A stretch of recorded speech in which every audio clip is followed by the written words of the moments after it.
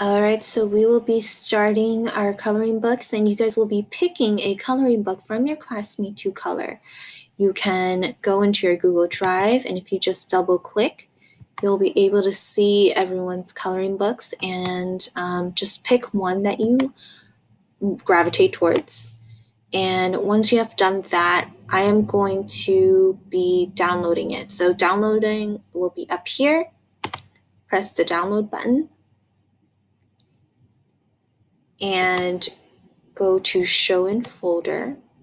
And you'll notice that it downloaded down over here. You want to move it to a place that you can easily find it. So I'm going to move it into my documents. Then you want to open up Photoshop. Click on open and open up that file. So for me, it's in documents. I used Claudia's. I'm going to hit open. And you'll notice that it is in a transparent file, transparent background. And in order to kind of just, so you can be able to see it, let's make a new layer. And let's go to my paint bucket tool, switch it to a white foreground, and click on it. So I have a nice white canvas. And I'm going to bring that below Claudia's tracing so that I can kind of see her lines. Now I'm going to rename it. Rename it to coloring page and background. So we are going to start coloring, and I want to show you guys a fun and easy way to color inside the lines. One way, let's say like I have this image of Claudia's character over here. And let's say I want to color in just this character. I'm going to create a new layer, and I'm going to make sure I drag it in between coloring page, so her tracing and the background. So I am going to name it. I'm going to say base color character on cover. And then what I'm going to do is I'm going to create another layer, and I'm going to hold down Alt. And you'll notice when I hold down Alt and hover over in between my new layer and my base color, you'll notice that I just created a clipping mask. You'll see that this arrow is pointing at this base color character on cover. I'm going to go back to my base color. And I'm going to grab my paintbrush. I am going to color it all in one color. And I'll probably color it to like a skin tone that I like. And I'm going to bring up my hardness and my opacity so that I can kind of just color and everything.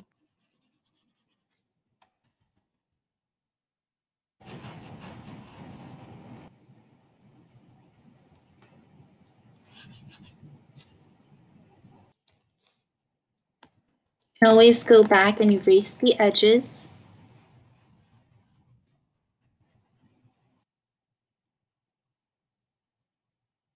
So basically, we are doing this as a base color so that when we color and do a clipping mask, it only stays within this color range.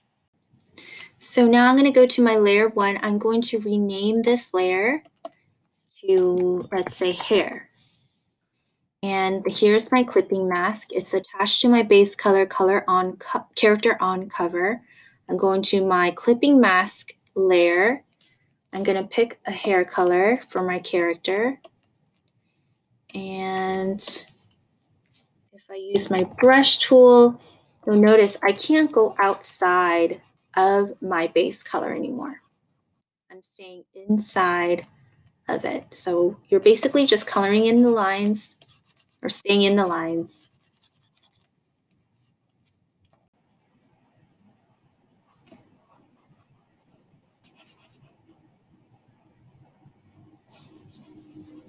And if you make a mistake like that, you can just erase it without even messing with the base color.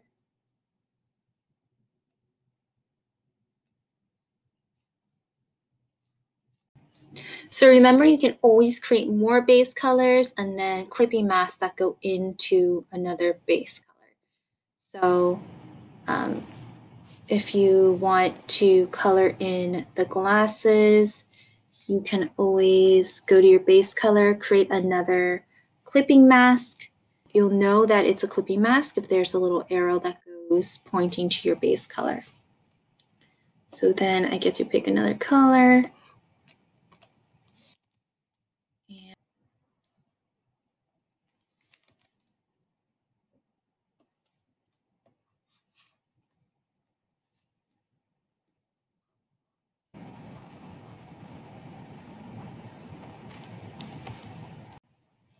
So for me, I like to keep things separate. So for instance, if I want to color in my glasses a different color, I'm going to go to my base color character on cover, the base color for my character, and select new layer. It will create another clipping mask. Let's say I want to do glasses, and then I'm going to color in my glasses with another color.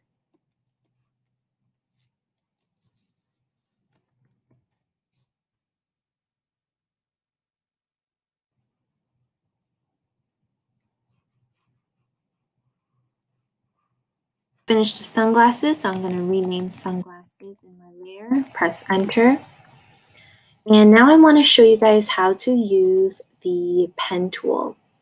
So I'm going to go to my pen tool, which is located right over here. And you want to make sure that you are on the first one that says pen tool.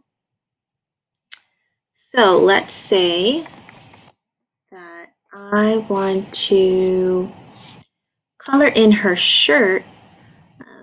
I'm going to be using the pen tool. I like the pen tool because I can get really crisp edges all the way around. I can go through her hair really well. And so I'm going to make a new layer. I'm going to add it as a clipping mask to my base color again. And I'm going to start at the edge. So you want to click on it once, create a point, and when there's a curve, you want to click and hold and bring your anchor points out. And you always want to keep your anchor points on the outside edge of your drawing. You see, I didn't bring my anchor points like this. I brought it on the outside edge like that. And if I have a corner, I just want to click on it once. And then I'm going to click and hold out. Click and hold, making sure that my anchor points are outside of my lines. If there's an edge, I just press a point.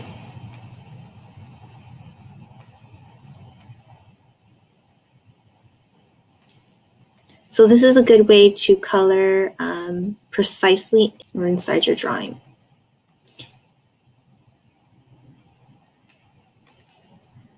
So now I want to make sure that I create a path, which means a path means that if I come all the way to my first point again, you'll notice the little circle that pops up. That means I created a path. So I'm going to hit it once, and I created this path. You'll notice you created a path because all of these blue circles will come up. And now in order to make it into a path layer, you want to come all the way to your paths next to your layers. If you don't have this path, you want to go into Windows and check Paths. Now you want to make sure that you are on your layers here, Path, and hit this button. It's the marching ants, the 1, 2, 3, and you'll notice that the marching ants are now all the way around my shirt. You can pick a color.